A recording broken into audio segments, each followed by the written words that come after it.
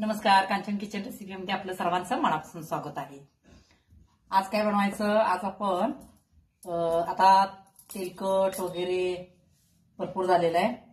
आता काय करूया, आज आपण मुगाच्या डाळीची भुजिया म्हणजे ज्याला आपण कडबुळ असतं ना, तशा पद्धतीनं बनवायचं आहे। आता या ठिकाणी मी 4 तास मुगाची डाळ भिजत घातली होती। 1 वाटी डाळ घेतलेली आहे। ती काय करायची बघा, चाळणीमध्ये मी नितळायला ठेवलं होतं त्यातलं पाणी काढण्यासाठी, कारण आपल्याला जे बारीक करायचं आहे ते याच्यामध्ये पाणी घालायचं नाहीये।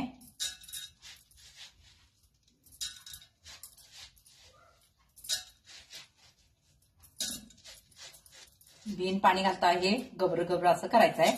जास्त पण मोठं नाही आणि जास्त पण असं जास्त हे करायचं नाहीये। आता याच्यामध्ये काय करायचं आहे, आल्याचं एक बघा छोटे छोटे असे 4 घेतलेले तुकडे, लसणाच्या एक 7-8 पाकळ्या घाला चालते, आणि मिरची जशी तुम्हाला जेवढी हवी आहे तिखट तसं घालू शकता। पुन्हा 1 चमचा जिरे। आता हे काय करायचं, आपण पाणी न घालता ह्याची काय करायचं, बारीक करून घ्यायचं। म्हणजे जास्त पेस्ट करायची नाहीये, असं मोठं मोठं थोडं गबर गबर ठेवायचं। चला तर मग बारीक करून घेऊया। हे पहा बारीक केलेलं आहे, एका बाउलमध्ये काढते मी। गबर गबर आहे, जास्त बारीक नाही जास्त मोठं पण नाही।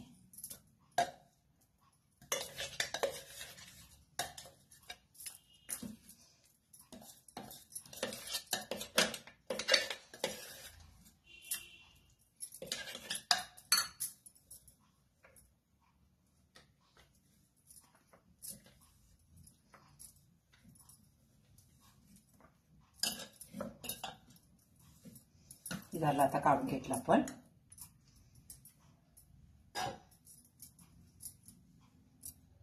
आता या ठिकाणी आपल्याला थोडंसं तेल कडवून घ्यायचं आहे। थोडंसं म्हणजे 1 छोटा चमचा होईल एवढंच घालायचं आहे। हे पहा, आणि याच्यामध्ये मोहरी घालायची थोडी।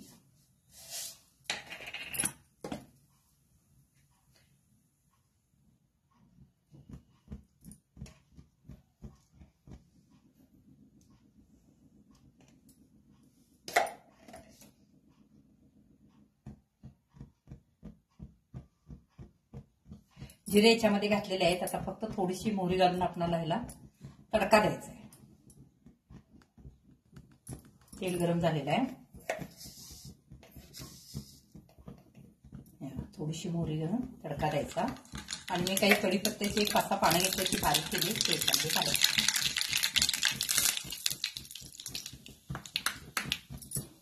आणि ते आता याच्यामध्ये ओतायचं।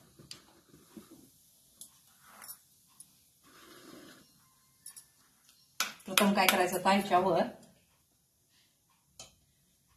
एक अर्धा चमचाला पण कमी एवढी हळद घालायची, कारण मिश्रण आपलं थोडं आहे। पुन्हा मीठ घालायचं त्याच्यामध्ये चवीप्रमाणे।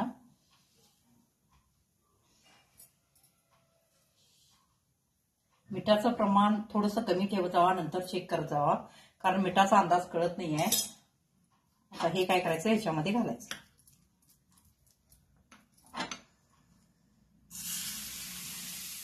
चांगलं मिश्रण हलवून घ्यायचं।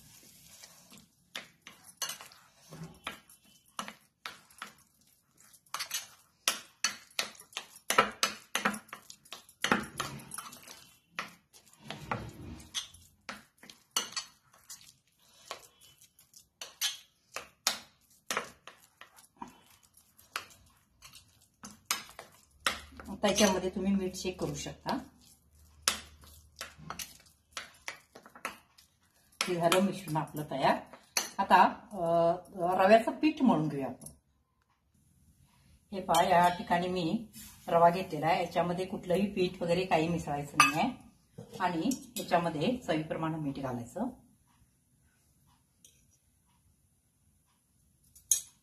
आणि थोडंसं कोमट पाण्यामध्ये मळायचं। मी इथं पाणी कोमट करायला ठेवलेलं आहे, पाणी कोमट झालेलं आहे।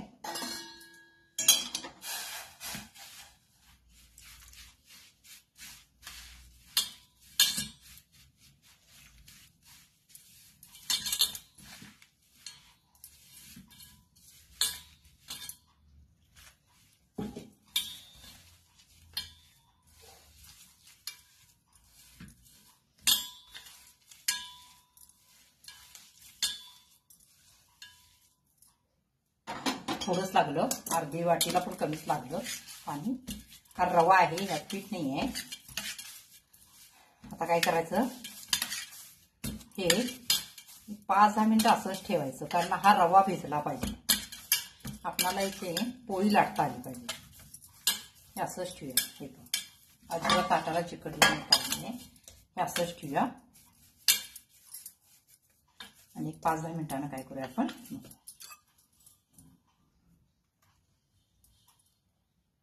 हे बघा या ठिकाणी भिजलेलं आहे. मी या ठिकाणी असे 2 हे करून घेते आणि आपण पुऱ्या करतो ना तशा पद्धतीनं वाटी एखादी काटाची घेऊन पुऱ्या पाडतो तसं पुऱ्या पाडायचे.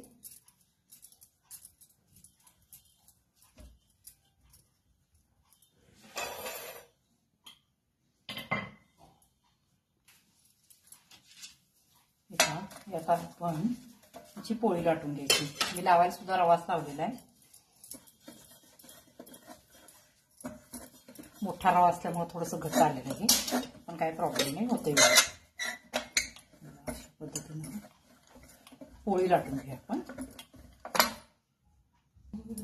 हे बाई अशा पद्धतीनं मी एक काटाचं असं टोपण घेतलेलं आहे आणि अशा पद्धतीनं काढून घ्यायचं.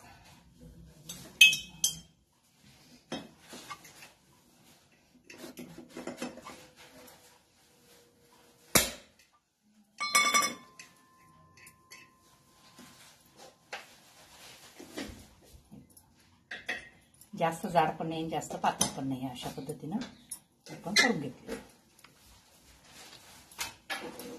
आता आहे ते आपण कणकीचं आपण ते करून घेऊया. मग तुम्हाला नंतर मी ते कसं बनवायचं ते दाखवते. हे पहा या ठिकाणी असे मी करून घेतलेले आहे. आता याच्यामध्ये आपण हे जे बनवलेलं मिश्रण आहे ते घालायचं आहे. कशा पद्धतीनं घालायचं ते पण बघा. जसं कंजेला करतो तसं करायचं नाही आहे. मी याच्यामध्ये कोथिंबीर घातलेली आहे बारीक करून. आता बघा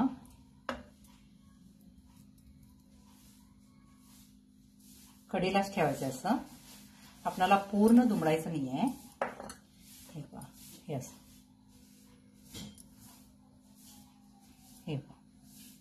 हे असंच आपल्याला करायचं आहे. हे असंच करायचं आहे.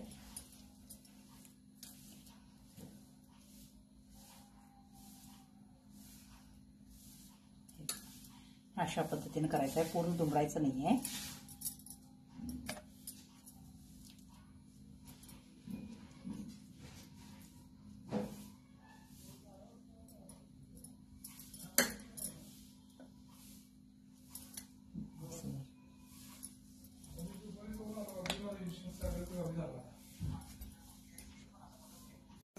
हे पहा या ठिकाणी असे सगळे आम्ही भरून घेतलेले आहेत. हे बघा हा सोपा आहे. हे पहा आपल्याला पूर्ण तोंडाचं बंद करायचं नाही आहे, असंच करायचं आहे अशा पद्धतीने. आता काय करायचं, हे आपण पाणी उकळायला ठेवायचं. मी पाणी उकळायला ठेवलेलं आहे.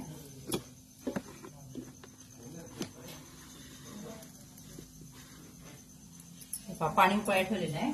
आता त्याच्यामध्ये काय करायचं,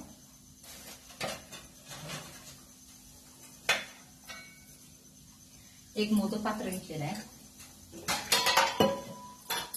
त्या मोदक पात्राला तेल लावायचं, म्हणजे खाली चिपकू नये म्हणून. त्याच्यावर ठेवायचं असं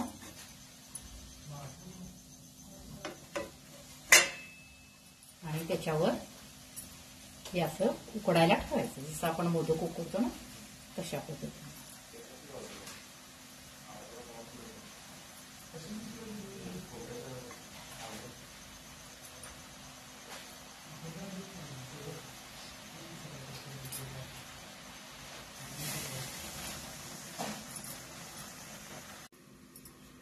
त्याच्यावर मी झाकण ठेवलेलं आहे, वाफवायला ठेवलेलं आहे. आता एक 5 मिनिट असंच ठेवायचं आणि नंतर चेक करूया आपण.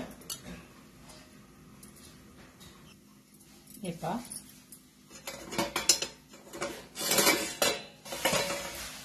5-6 मिनिटं झाली, शिजलेलं आहे. आता हे आपण काढून घेऊ, कारण तिथं आणखीन एक माझ्याकडे 3 आहेत ते शिजायला घालायचे.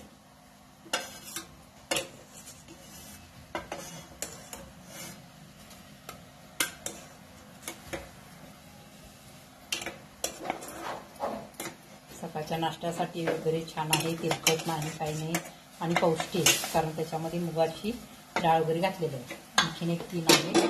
मी वरूनच आता ह्याच्यामध्ये थोडंसं पाणी घालते.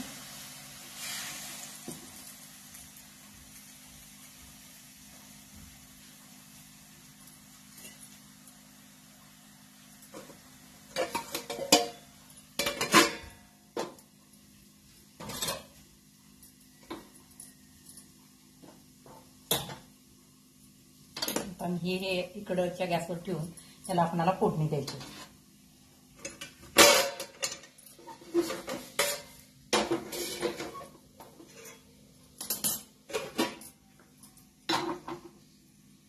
या ठिकाणी तेल गरम व्हायला ठेवायचं आहे.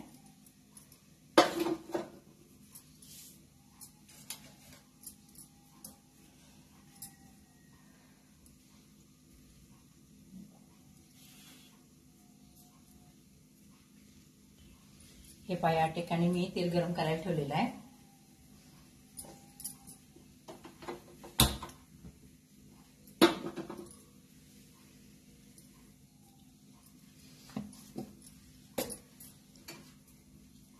आणि मी अशा मिरची कापून घेतलेल्या आहे बघा, अशा अर्धी करून घेतलेल्या आहे. थोडेसे कढीपत्ता घेतलेला आहे.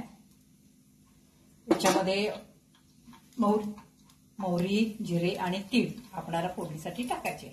तीळ एकदम उडतं, त्यामुळे पट्टदिशी आपल्याला याच्यामध्ये ओतावं लागणार.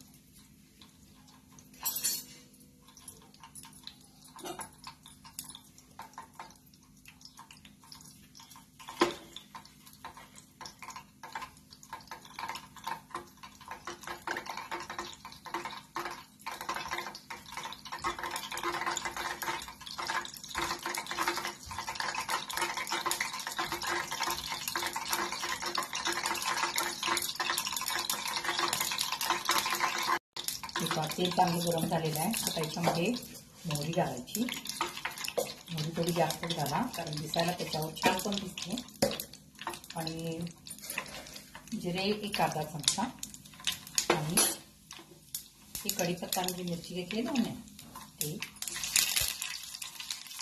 मिरचीचं बी एकदम उडका, त्यामुळे लगेच बाजूला लावा.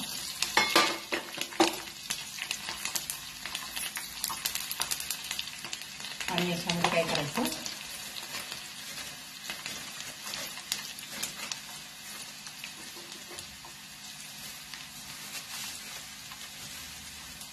हे बघा तीळ घालायचं आणि लगेच गॅस बंद करायचा.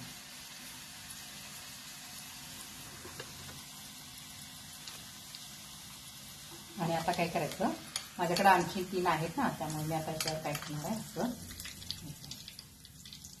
थोडं ठेवणार.